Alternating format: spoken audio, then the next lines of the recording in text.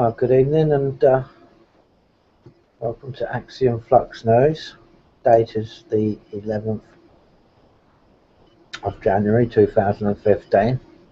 Lots been going on today.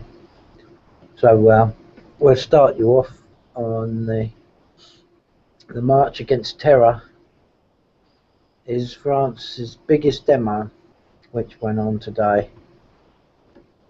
Quite a few people throughout the world has joined in as well, so without further ado, I'll read you a bit of the article.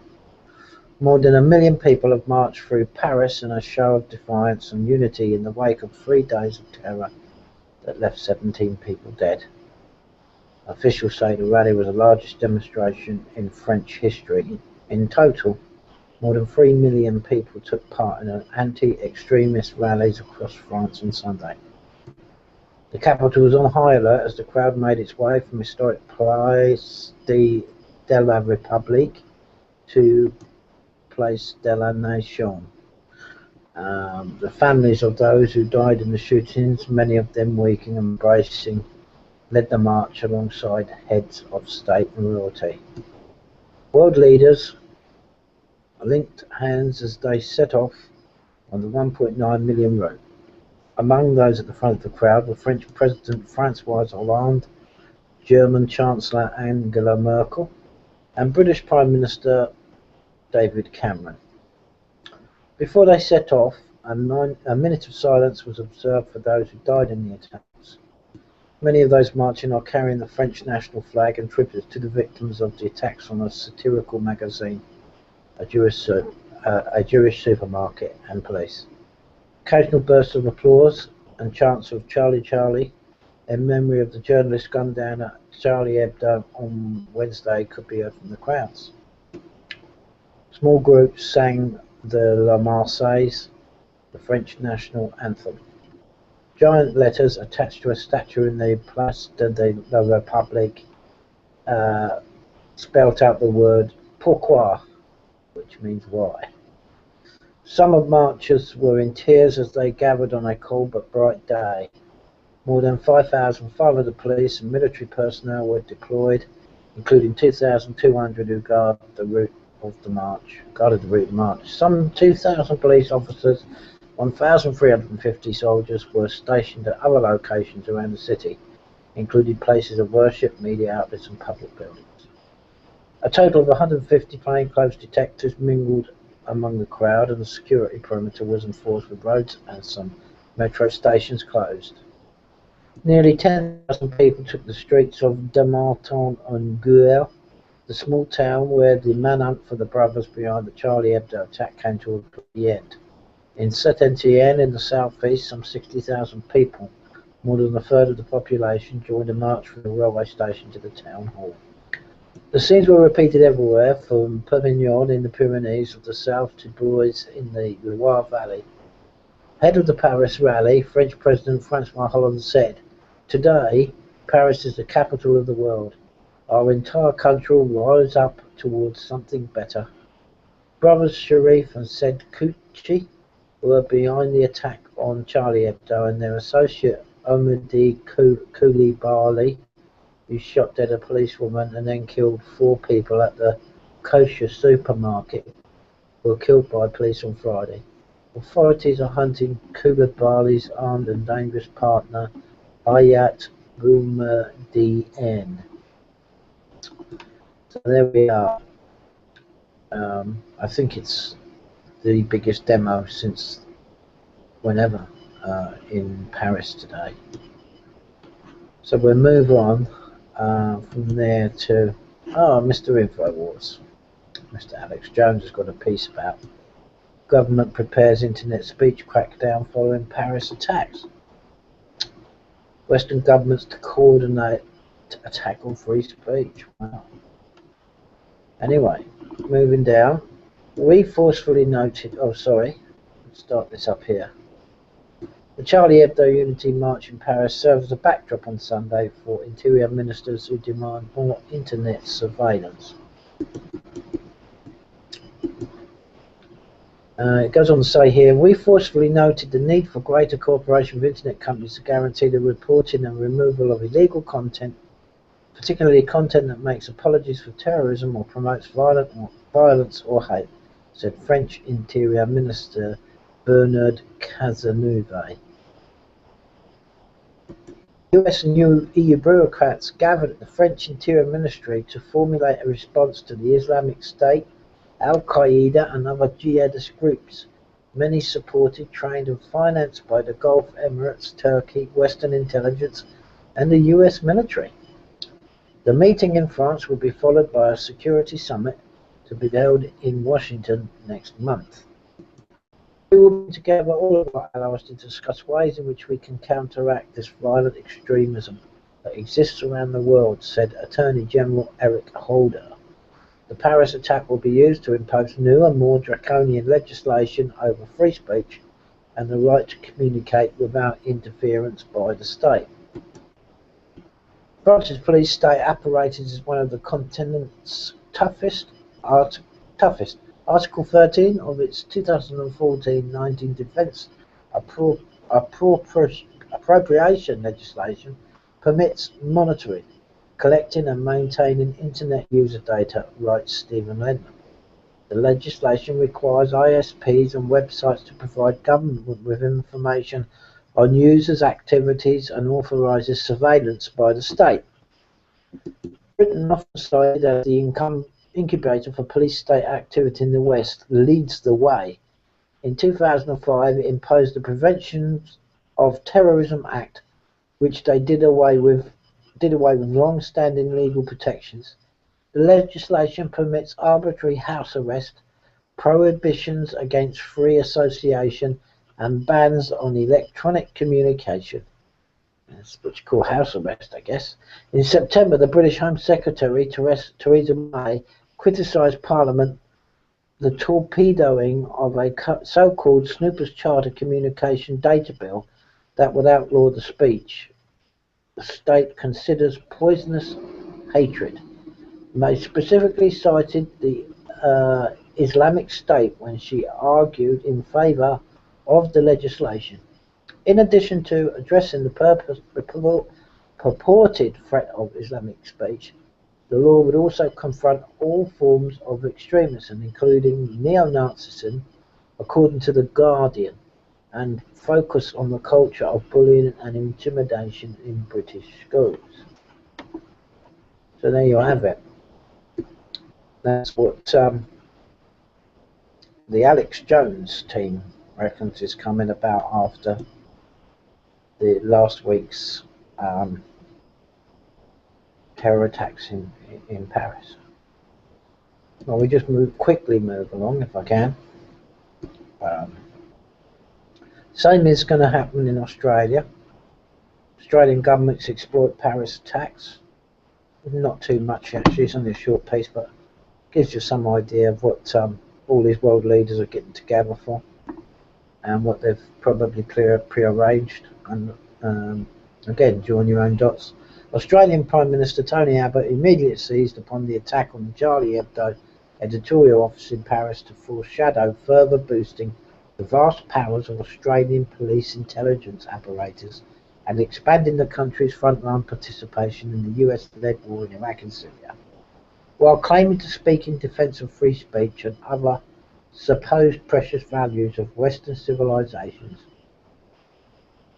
Abbott sought to justify a barrage of measures that abrogate free speech and other fundamental democratic rights, along with stepped-up involvement in the renewed drive by the American imperialism to establish hegemony over the Middle East.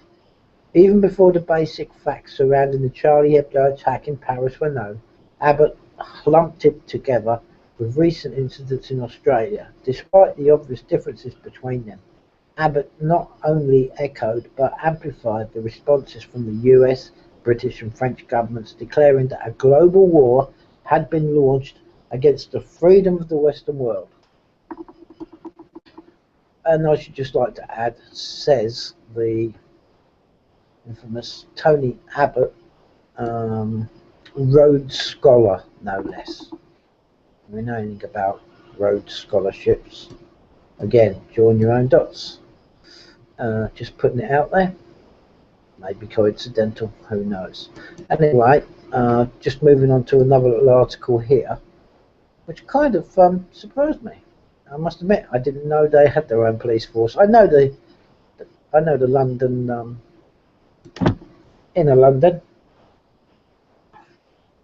the Corporation of London, should we say, had their own police force. But anyway, apparently, the Jewish people of London have their own police force too. Jewish patrol cars out in force in London amid fears of copycat attack in wake of Paris kosher store siege.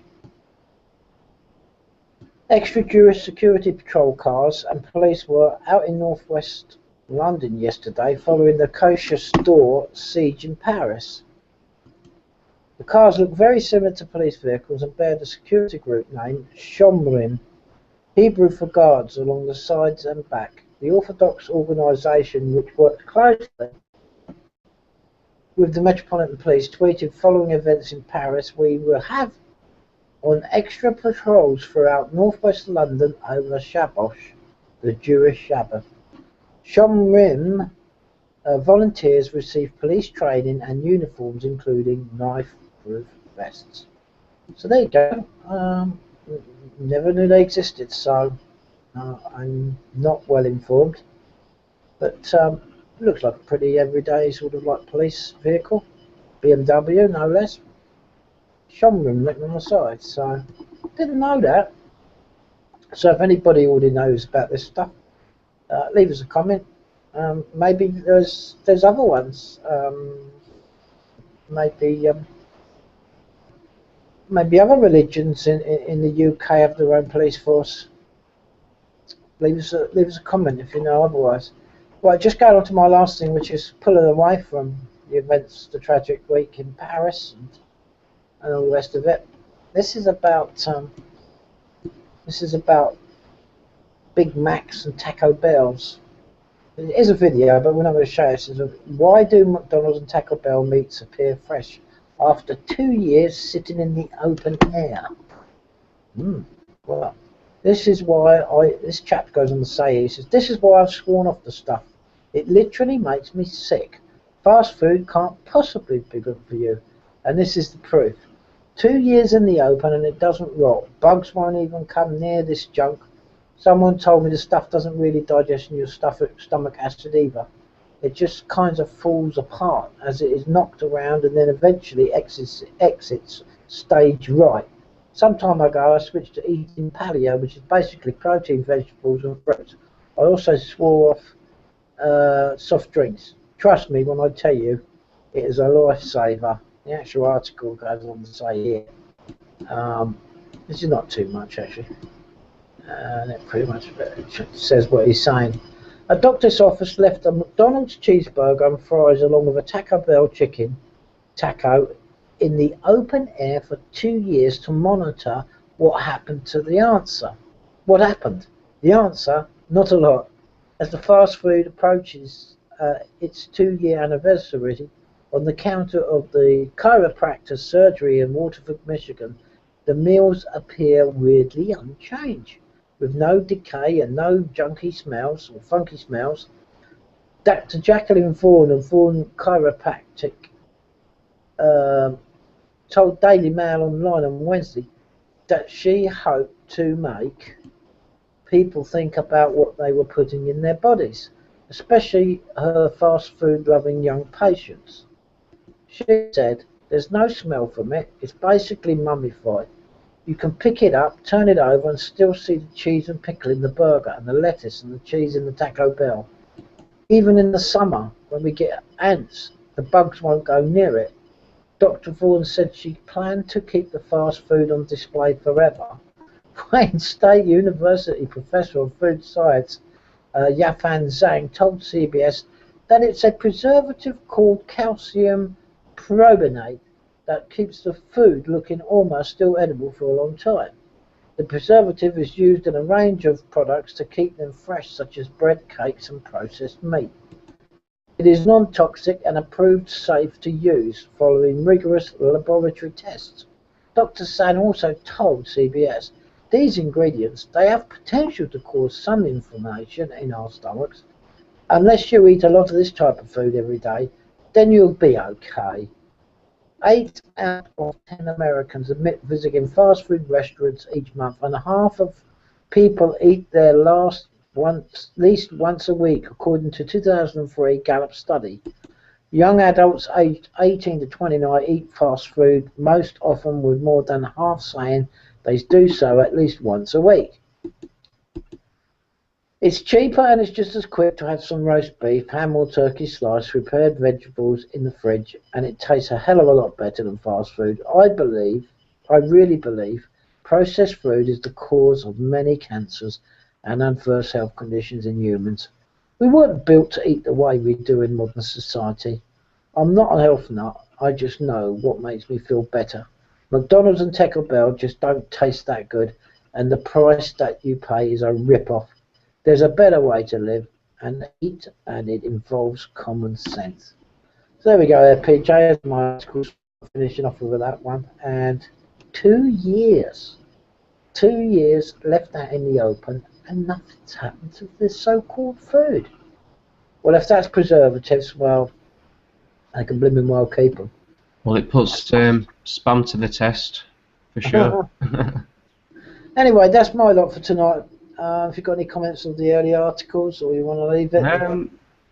Going back to the Paris one, it's a very sensitive topic to be discussing, although it does have, quite a lot of importance on there.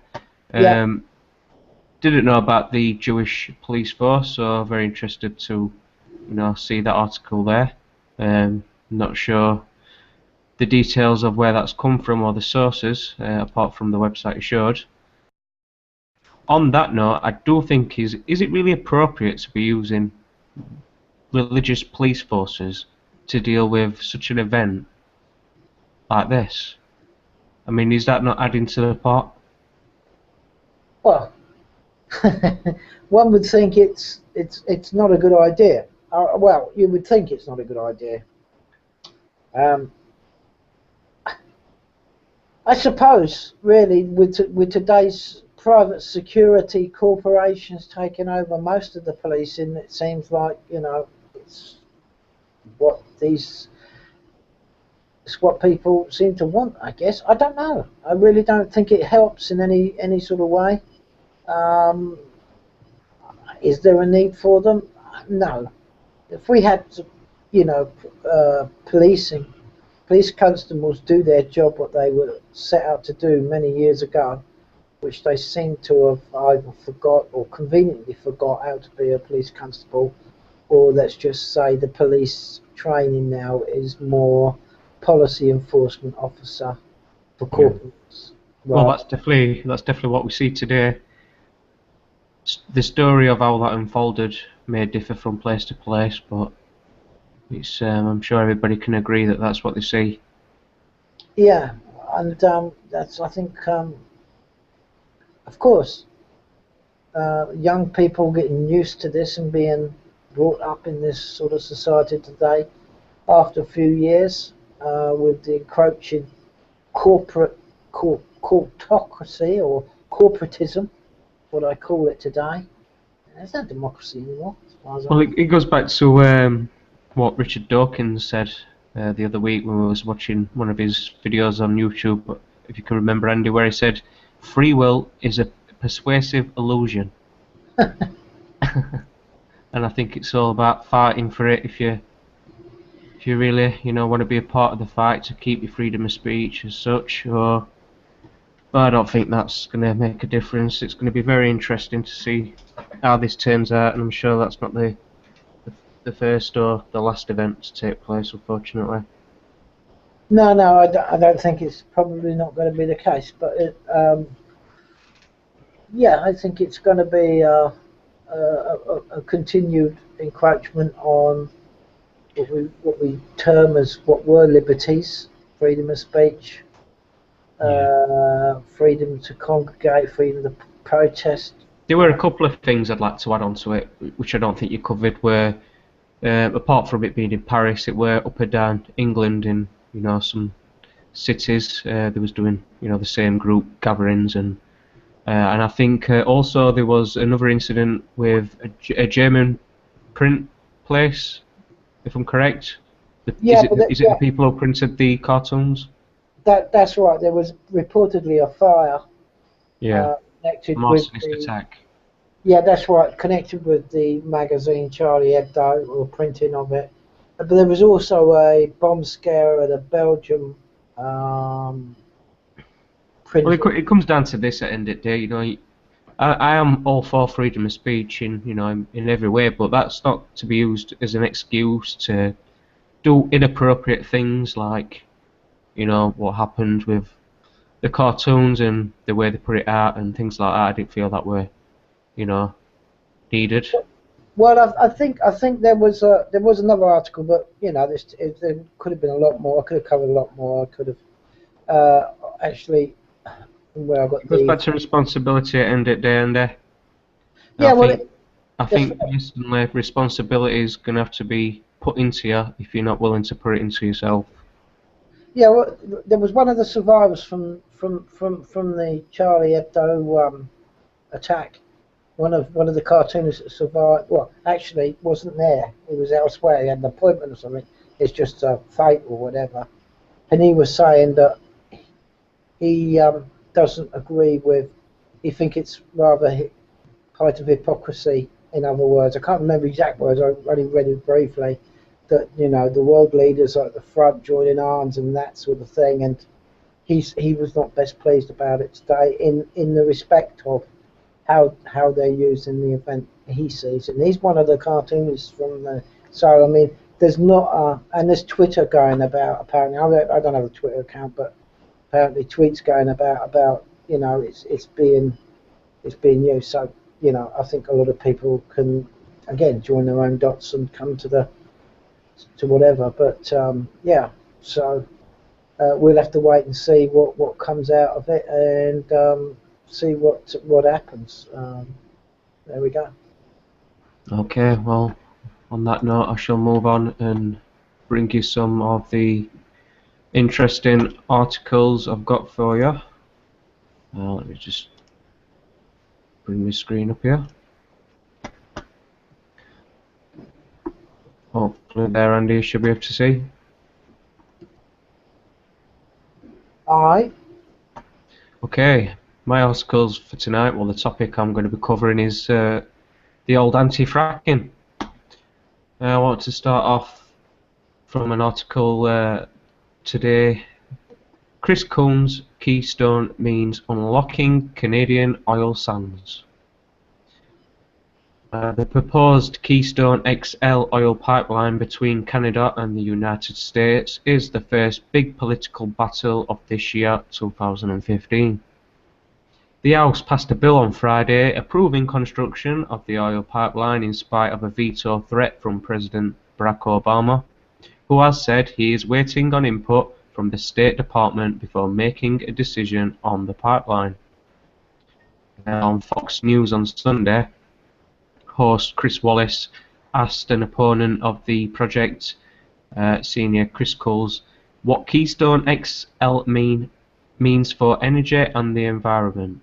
Coles responded, quote, Keystone means unlocking the Canadian tar sands, some of the dirtiest sources of energy on the planet, and allowing those tar sands to go across our American Midwest and then reach the international market.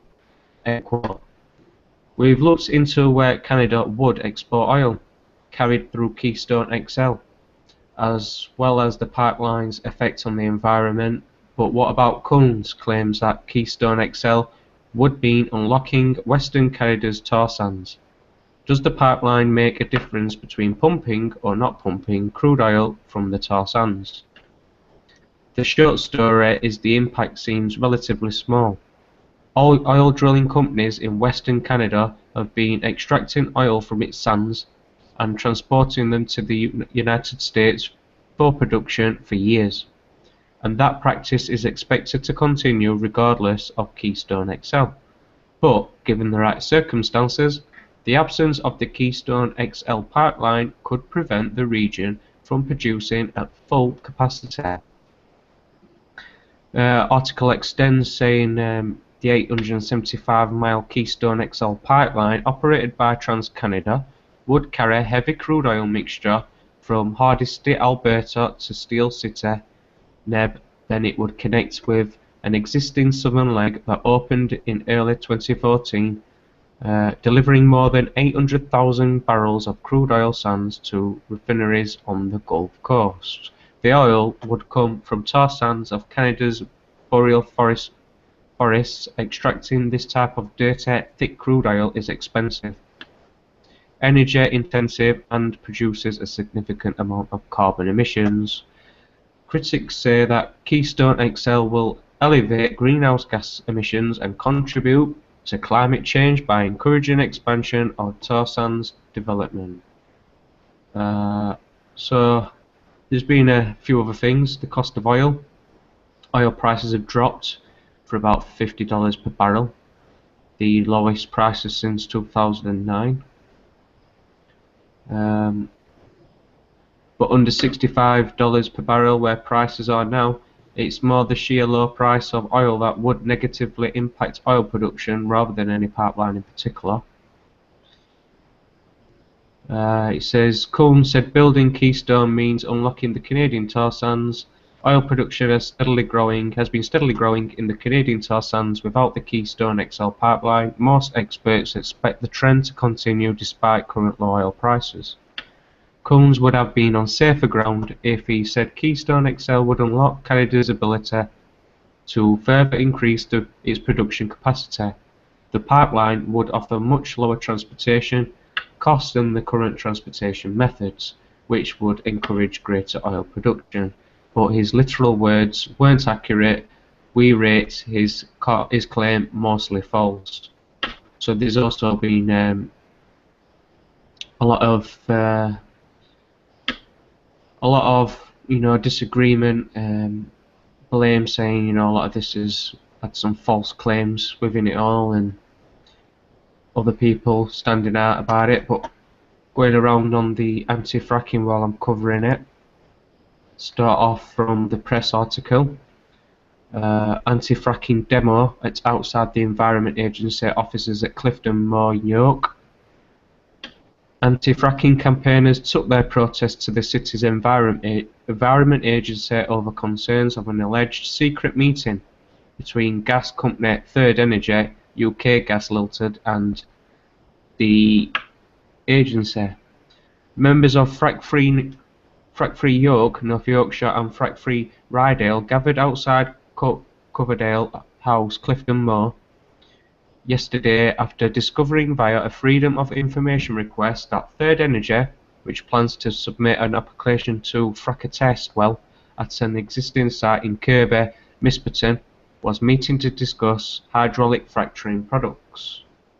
So on yesterday there was some activity with the anti-fracking protectors outside the offices at Clifton Moor in York.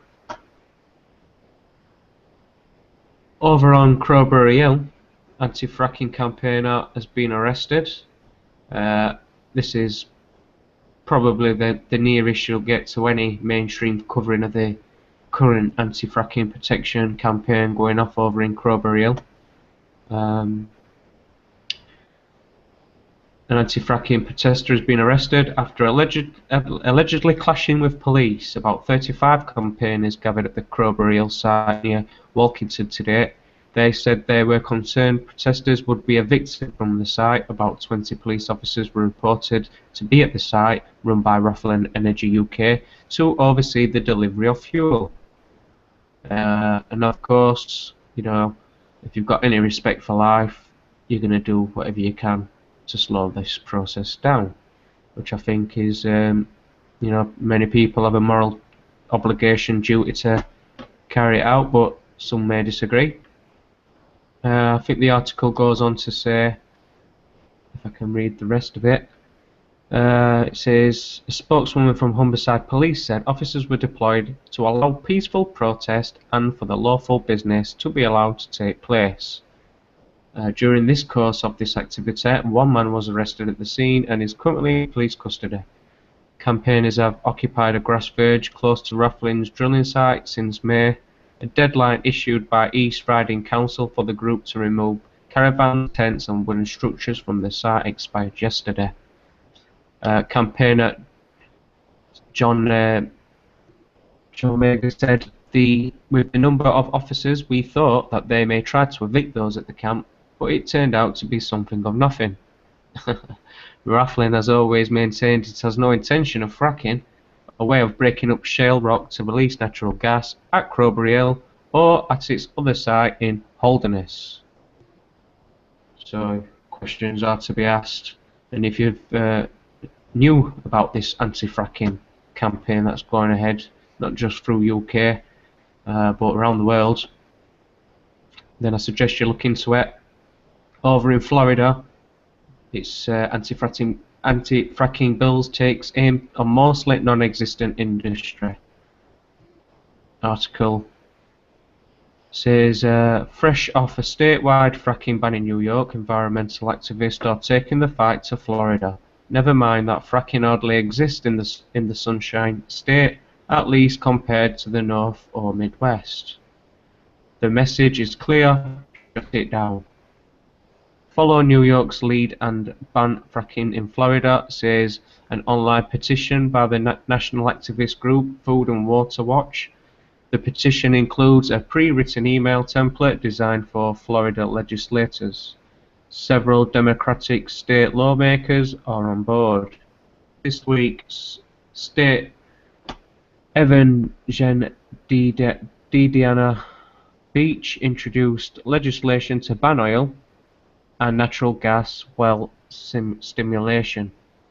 In December, Darren Soto d'Orlando and Dwight Bullard de Miami filed a bill prohibiting any person from engaging in hydraulic fracturing in this state. Hydraulic fracturing is a drilling technique used to extract oil and natural gas by using pressurized water mixtures to fracture underground rock. Critics say it's unsafe, environmentally hazardous and endangers water supplies, and I'll add on to that, it's irreversible, to the point where if we let this carry on the way things have been going, not just over the past months and years but for the decades in some places, it's not a new thing by all means. So moving on to another one. Life on the anti-fracking camp in Upton. David Holmes finds a vegetable patch, a library, comfy leather sofas, and even the postman delivers mail. 9 months ago, the anti-fracking Upton protection camp was set up in a blaze of publicity that continued when fashion guru Vivienne Westwood paid them a visit. Since then, the campaigners have somewhat faded from public view, but they are still there, and reporter David Holmes paid them a visit this week to see how they are getting on. Agree or disagree with anti-frackers camping out for their cause this winter, you can't deny they're true to their principles. Upton Protection Camp was set up 9 months ago off Dutton's Lane, Upton, to prevent an energy firm drilling an exploratory borehole in the middle of a field. iGas is scouring the country looking for methane in the underground layers of coal and shale, but one potential extraction method known as fracking is particularly controversial. Campaigners fear air and water pollution as well as earthquakes. They also worry it will delay the switch to renewables like solar power given climate change. Adam Biggs, 27, from Chester, a former Upton High School student, lives on camp and believes protesters have disrupted energy company iGas schedule. He said, I think we have 100% delayed their plans for drilling this field, but we don't know properly what their plans are. Maybe they have done all their tests. Haddon, who works on at a shop in Brook Street, wonders if iGas is satisfied with what it has discovered through test drills in Farndon and Ellesmere Port. I don't think they found what they wanted at Farndon, but maybe they found what they wanted in Ellesmere Port and can take it from underneath our feet anyway. Ellesmere Port is only a spit in that direction. Asked why he got involved and about his concerns, Adam explained, open quote, all the environmental aspects of it. It's already been proved. It's just not good because of what happened of what's happened in America or Pennsylvania. The last 10 years or so has completely destroyed the place. But anyone supposing the camp is an anarchic, chaotic place, think again.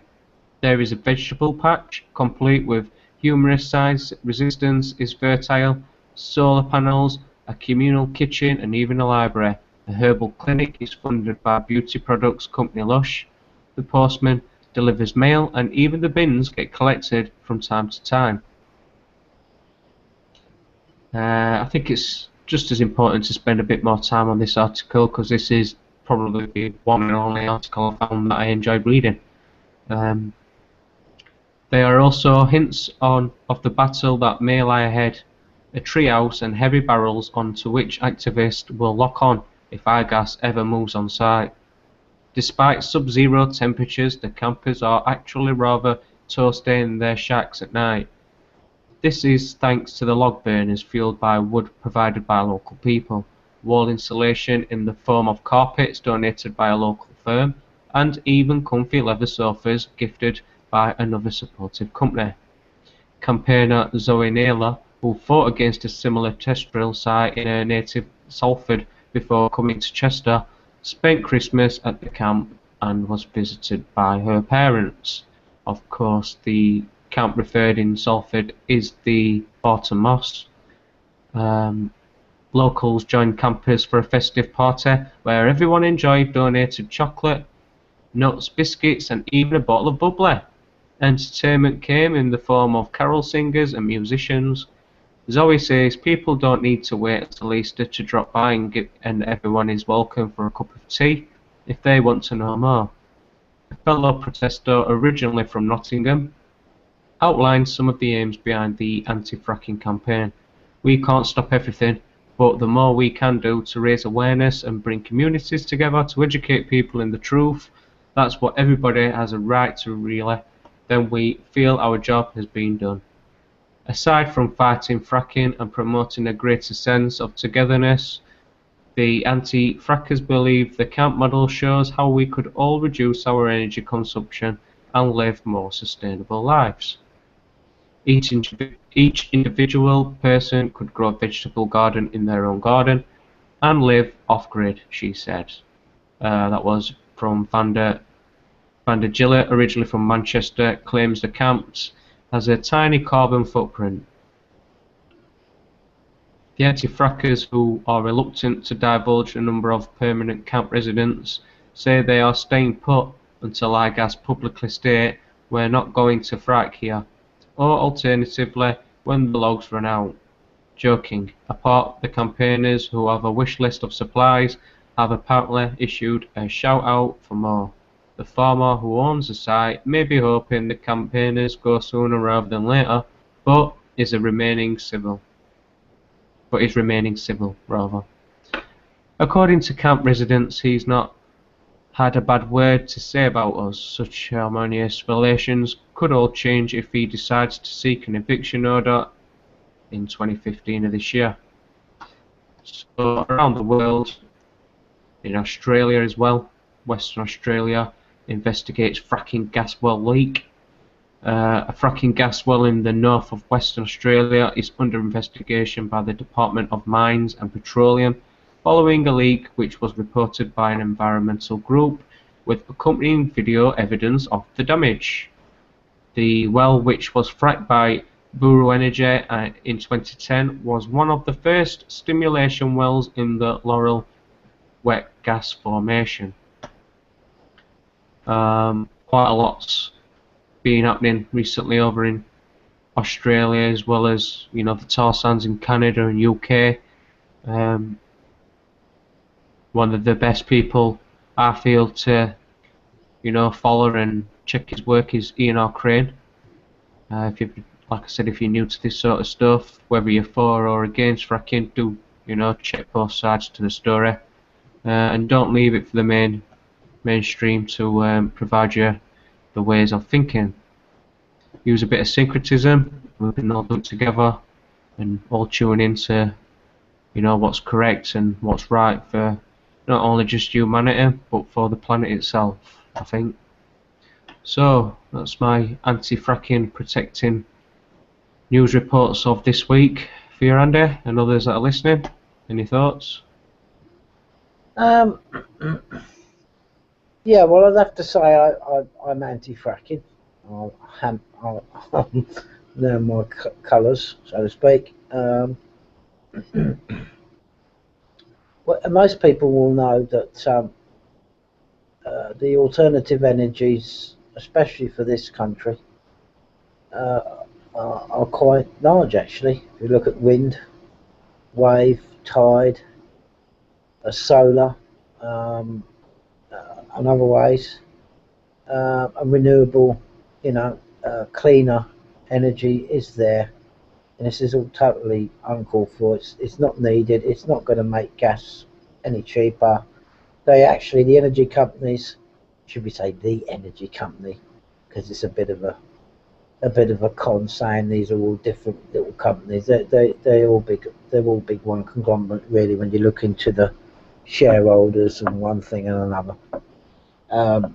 The only thing I don't go along with the protectors, not all of them, some of them, is and the Green Party, which sort of push themselves under the agenda of climate change. Well, I happen to think that climate change is something that's always happened for hundreds of thousands of years, and that ain't going to change.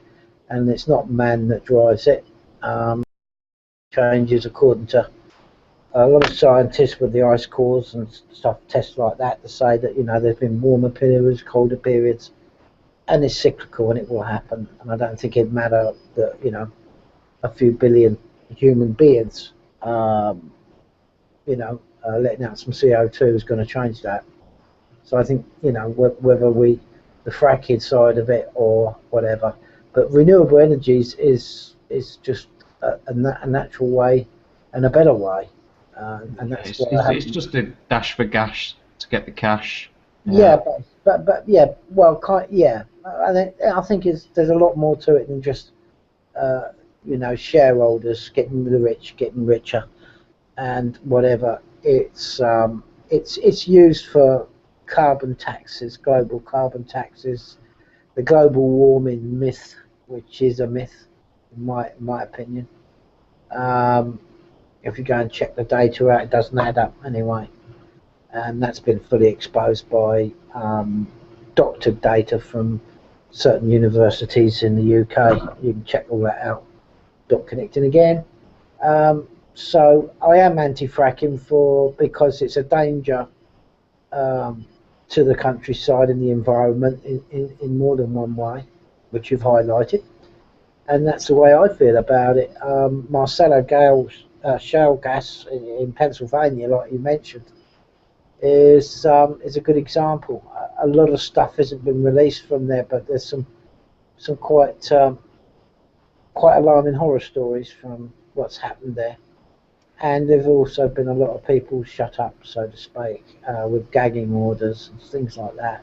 A lot of people have moved away from their family homes that they've had since the early pioneering days, and when the USA was first, when the ancestors first got there, or whatever. So lots of people have been bought off from generations of properties. So it's a bit of a falsehood. I mean, at the moment, I know that lots of rigs are shutting down in America because of the cheapness of oil, and they can't afford to take it out of the ground because it costs too much.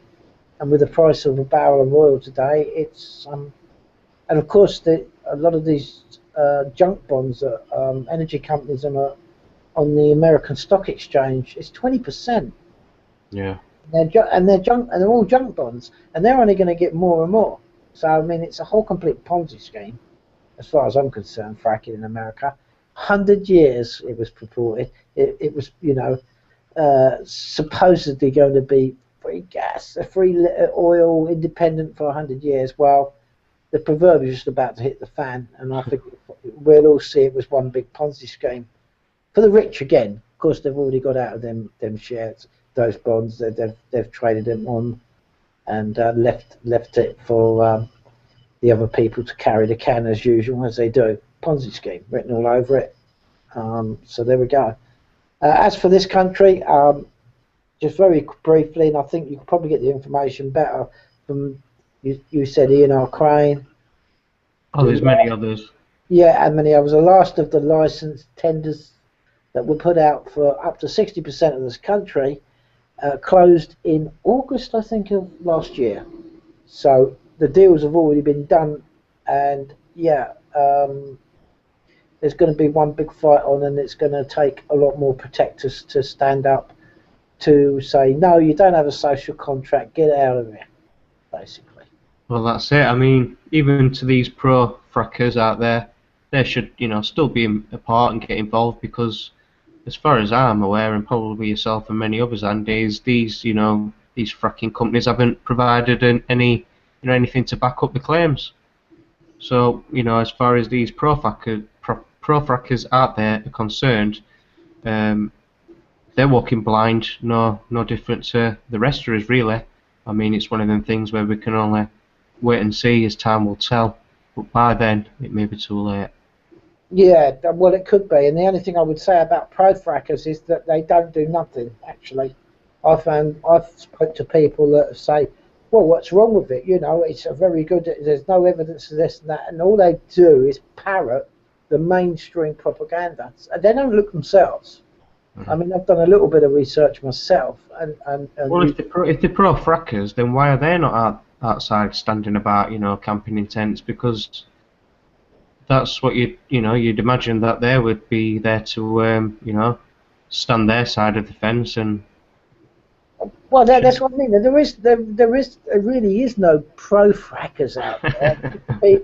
It's just a few people that you might bump into are not educated, have done no investigation themselves, and they just told the BBC. They want cheaper bills, and never mind that they put the prices up, so if they did ever drop it, we'd still be paying same anyway. Yeah, there's no cheaper bills at all out of any of it. Even the CEOs and even the government has said it won't lead to cheaper bills, so that argument's squashed for a start. So, but yeah, I don't think there's many pro-frackers out there apart from the people that are going to get a bit rich quick out of it. They're the pro-frackers.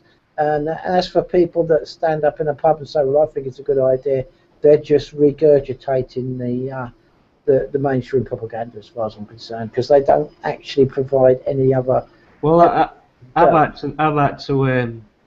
just like to put out there and ask them, get involved. If you are a pro-fracker out there, get involved in it. Get yourself down to these wells and see for yourself. If you call yourself a supporter, then you're just doing as much as an important person to go down there as these anti-fracking protectors are. I think everybody should get involved. I mean, if you've got your freedom of speech, then use it wisely. Get down there. Don't just say it and then never be a part of it. Never see anything for it. Just one day we're all gonna get to a point where, like I said, it's going to be a little bit too late. I mean, these are just test drills, so there's nothing permanent, fully placed just yet. So the time now to stop all this, to prevent it from happening, from preventing the fixture of an abomination of destruction and irreversible, chaos, then get yourself down there. Absolutely, exactly. And more importantly, do some research. It doesn't hurt. Yeah. If you can't be bothered to leave your house and you don't want to go and face the weathers, and then you don't want to face nature, then just do yourself some research and start looking this stuff up. Yeah. It might one day just save your life. And on that note, unless you've got anything else to add for the Flux news tonight, Andy? No, I think most of it. I think it was all fracking, wasn't it? Which is good. Yeah, all fracking. Well, all I got to say is they can frack off anyway. It's going to be an interesting year. So I thought, today I'd just focus on fracking. Okay. All right, guys. Thanks for joining us. We will be back tomorrow with more Flux news.